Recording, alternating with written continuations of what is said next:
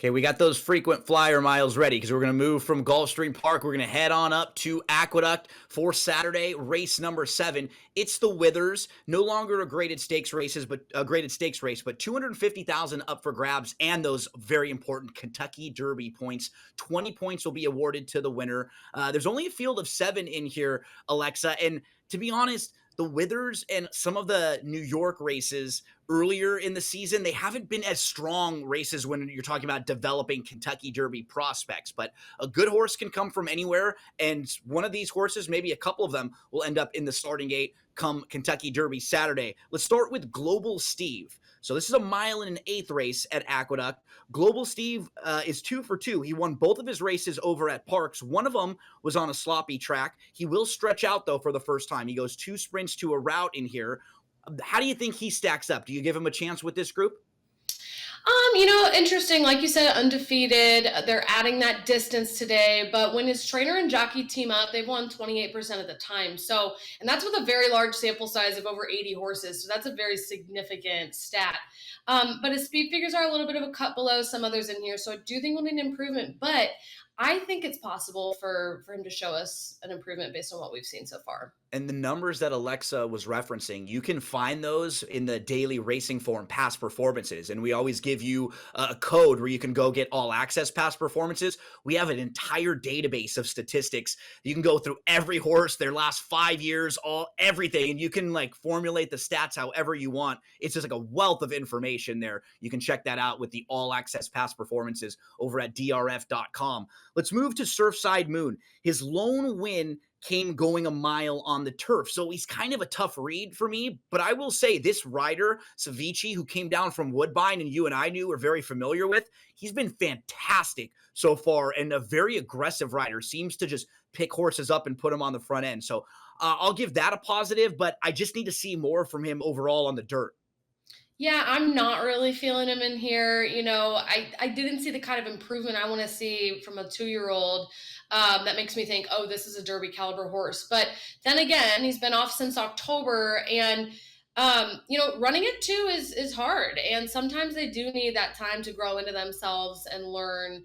So it'll be interesting to see this 3-year-old debut. But again, workouts coming into this are really, really slow. So I don't love seeing that either.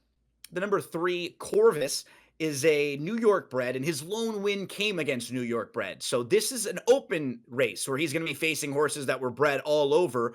He did lose to a couple nice horses, though, in his last few races, Alexa. A horse named Sand Devil, who is 2 for 2, he lost to. He also lost to Cyclone State, who you'll see all throughout the running lines of a lot of these horses, and that horse has won their last 3, including the Jerome last time out. Can you make a case for Corvus? I mean, Corvus has been steadily improving every race, I think. I think this is going to be a very tough spot for him.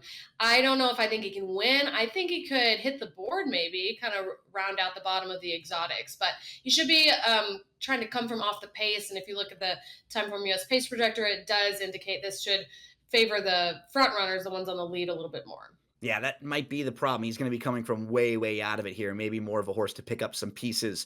Uncle Jim has raced twice. He won his career debut, and then he came back in his second start. He lost to Cyclone State, who we see in a lot of these horses' past performances. Cyclone State came back to win the Jerome in his next start. And I'll say for Uncle Jim, it was his first try going long. He kind of loomed up. He took a shot, and then he just faded. He tired a little bit. We see horses do that when they have that progression sometimes. They have to kind of build the foundation up going a little bit longer. So I don't really have knocks on him, Alexa. He's just going to need to improve to get the better of some of the top horses in here. My only knock on him is the odds.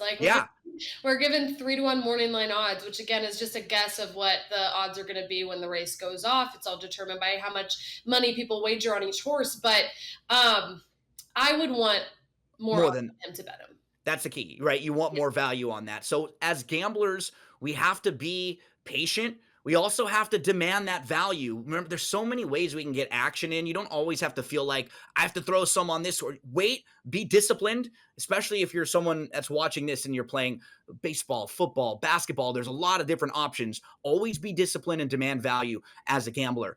Let's move to Mo Quality, Alexa, the number 5, who we both like because his overall body of work, it's really good. I love horses like this that I can go through each of his races and they make sense. His career debut, he finished second. He lost to a really nice Wesley Ward horse that is named Touchy, who's a stakes caliber horse. Then in his second start, Mo Quality wins. He breaks his maiden over at Churchill Downs. Then in his third start, he runs in the Smarty Jones in a stakes race at Oaklawn. He finishes second that day, loses to a nice horse named Cole Battle. And one of the horses he finishes in front of, Kale's Angel, is a really nice sprinter. He came out of that race and he won a sprint stakes race next time out. Like, he just makes a lot of sense in here.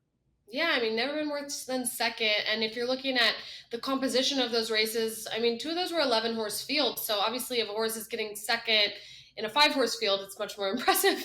In an 11 horse field, when they're having a lot more competition, handled the distance, handled the move up in class pretty well. So I would expect improvement the second time out going long distance. He makes sense. We move to Captain Cook. Shout out to Jesse Pinkman.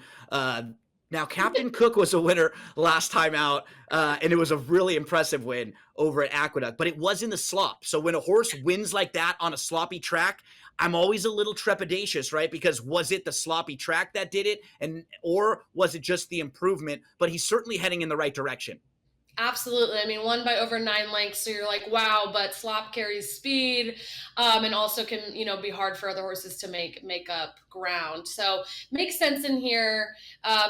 Definitely could be one to beat, but getting that morning line favorite odds.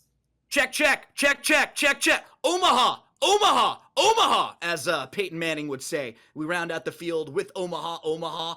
Another one who was behind Cyclone State last time out. He was second in the Jerome, and you kind of know what you're going to get with this guy, Alexa. He's just a deep closer. He's going to drop back. He's going to hope they go fast early. You see him way behind on the pace projector. He's the number 7, far behind everyone else. But if they go fast, he will come closing.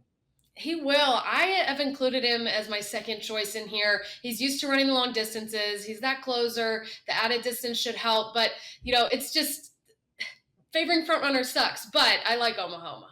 So let's get to selections as we get set for our next commercial break. Alexa and I will both put the 5 Mo Quality with that versatility. He has some speed, but he can pass horses. We'll take a quick break. When we return, we'll head out west and we'll talk about the 2-year-old champ, Citizen Bull.